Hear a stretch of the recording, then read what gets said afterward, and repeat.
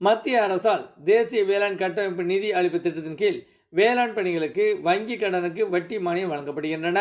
இத்திட்டத்தின் மூலம் அதிகபட்சமாக 2 கோடி ரூபாய் வரையிலான கடனுக்கு 7 ஆண்டு காலத்திற்கு 3% வட்டி மானியம் வழங்கப்படுகின்றன. இத்திட்டத்தின் கீழ் மின்சந்தை கூடிய விநியோக தொடர்பு சேவை, சேமிப்பு கிடங்கு, சேமிப்பு கலன்கள், சிப்பம் கட்டு கூடங்கள், குளிர்பதன கிடங்கு, குளிர்சாதன வாகனம் உள்ளிட்ட பல்வேறு திட்டங்களுக்கு கடனுதவி பெறலாம். வட்டி மானியத்துடன் கடனுதவி பெற அதற்கான இணையதள முகவரியில் விரிவான திட்ட அறிக்கையுடன் தங்கள் விரும்பும் வங்கி கிளைக்கு விண்ணப்பிக்கலாம். மேலும் விவரங்களுக்கு வேளாண்மை துணை இயக்குனர், வேளாண் வணிகம், பெரம்பலூர் அலுவலகத்தை தொடர்பு கொண்டு பயன்பெறலாம் என மாவட்ட ஆட்சியர் தெரிவித்துள்ளார். அரசு ஆதி திராவிட வீட்டுவசதி மேம்பாட்டுக் கழகம் மூலம் ஆதி திராவிட பழங்குடியின இளைஞர்களுக்கு பல்வேறு திறன் பயிற்சிகள் வழங்கப்படுகின்றன. இதன் அடிப்படையில் தாட்கோ மற்றும் மத்திய பெட்ரோகெமிக்கல் பொறியியல் தொழில்நுட்ப நிறுவனம் மூலம் இளைஞர்களுக்கு நெகிழி செயலாக்க இயந்திர இயக்குவ பயிற்சி அளிக்கப்பட உள்ளன. இப்பயிற்சி பெற ஆதி திராவிடர் மற்றும் பழங்குடியினராகவும் 10ஆம் வகுப்பு தேர்ச்சி பெற்று 18 வயது முதல் 30 வயதுக்குள்ள இருக்க வேண்டும். மேலும் குடும்ப ஆண்டு வருமானம் 3 லட்சத்திற்குள் இருக்க வேண்டும். 4 மாத பயிற்சியானது சென்னை மாவட்டத்தில் நடைபெறுகின்றன. இப்பயிற்சியின் போது மாதம் 2000 உதவித்தொகை வழங்கப்படுகின்றன. இப்பயிற்சியில் தேர்ச்சி பெறும் வரை அப்பயிற்சி நிறுவனமே வேலைவாய்ப்புக்கு எடுத்துக்கொள்ளும். இப்பயிற்சியில் சேர விரும்புவதற்கு அதற்கான இணையதளத்தில் பதிவு செய்து பயன்பெறலாம். பெரம்பலூர் மாவட்ட ஆட்சியர் அலுவலக கூட்டரங்கில் கடந்த 7ஆம் தேதி மாவட்ட அளவிலான வளர்ச்சி ஒருங்கிணைப்பு மற்றும் கண்காணிப்பு குழு கூட்டம் நடைபெற்றது.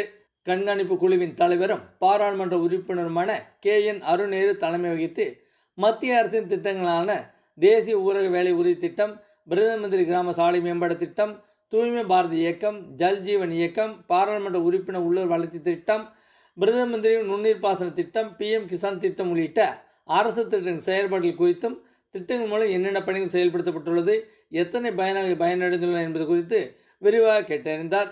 மேலும் தமிழக அரசின் பல்வேறு திட்டங்கள் மூலம் ஒதுக்கீடு செய்யப்பட்டுள்ள நிதிகள் முறையாக பயன்படுத்தப்பட்டுள்ளதா, பயன்பெற்ற பயனாளர் விவரங்கள், எவ்வாறு பயனாளர் தேர்வு செய்யப்படுகின்றன என்பது குறித்து, ஒவ்வொரு திட்டத்திற்கான இலக்கீடுகள் முழுமையாக எழுதப்பட்டுள்ளது என்பது குறித்து விரிவாக கேட்டறிந்து ஆய்வு செய்தார். பின்னர் MP அருணேரு பேசுகையில், மத்திய மாநில அரசு திட்டங்கள் மூலம் பொதுமக்களுக்கு சீரான குடிநீர் வழங்குவது, சாலை வசதி உள்ளிட்ட அடிப்படை தேவைகளை அலுவலர்கள் நிவர்த்தி செய்ய வேண்டும். ஒவ்வொரு நிதியாண்டிற்கும் ஒதுக்கப்படும் பணிகளை தொடர்புடைய அலுவலர்கள் அந்த நிதியாண்டிற்குள் முடித்து பொதுமக்கள் பயனடை செய்ய வேண்டும். அரசின் அனைத்து திட்டங்களிலும் தகுதியுள்ள பயனாளியை கண்டறிந்து வழங்கிட வேண்டும். அரசு அலுவலர் அனைவரும் மக்களின் அத்தியாவசிய தேவைகளை உடனே கண்காணித்து காலதாமதமின்றி தரமான முறையில் நிறைவேற்றும் என அறிவுறுத்தினார். தமிழ்நாடு அரசு கலை பண்பாட்டுத்துறை சார்பில் பெரம்பலூர் அரசு இசைப்பள்ளி செயல்பட்டு வருகின்றன. இப்பள்ளியில் நடப்பு கல்வியாண்டிற்கான மாணவர் சேர்க்கை தற்போது நடைபெற்று வருகின்றன. குரலிசை, நாதசுரம், தவில், தேவாரம், பரதநாட்டியம், வயலின் மற்றும் மிருதங்கம் ஆகிய பிரிவுகளில் 3 ஆண்டுகள் சான்றிதழ் பயிற்சி அளிக்கப்படுகின்றன. இப்பள்ளியில் 13 வயது முதல் 25 வயது உள்ள மாணவர்கள் விண்ணப்பிக்கலாம். இப்பள்ளியில் சேர விரும்பும் மாணவர்கள் பெரம்பலூரில் உள்ள மாவட்ட அரசு இசைப்பள்ளியை தொடர்பு கொண்டு சேர்ந்து பயன்பெறலாம் என பள்ளி தலைமை ஆசிரியர் ராஜேஸ்வரி தெரிவித்துள்ளார். பெரம்பலூர் மாவட்ட சமூக நீதித்துறை சார்பில் சாதி பாகுபாடற்ற சமூக நல்லிணக்கத்தையும் சமூக ஒற்றுமையையும் கடைபிடிக்கும் ஊராட்சிகளை ஊக்குவித்து கௌரவிக்கும் வகையில் தகுதி படைத்த 10 ஊராட்சி தேர்ந்தெடுத்து தலா 1 கோடி ரூபாய் ஊக்கத்தொகையுடன் கூடிய சமூக நல்லிணக்க ஊராட்சிக்கான விருதுகள் வழங்கப்பட உள்ளன. இவ்விருது பெற பெரம்பலூர் மாவட்ட சமூக நீதித்துறை அலுவலகத்தை அணுகி விண்ணப்பங்களை பெற்று பூர்த்தி செய்து உரிய ஆவணங்களுடன் வரும் 31ஆம் தேதிக்குள் நேரிலோ அல்லது தபால் மூலமாக அனுப்பலாம் என மாவட்ட ஆட்சியர் தெரிவித்துள்ளார்.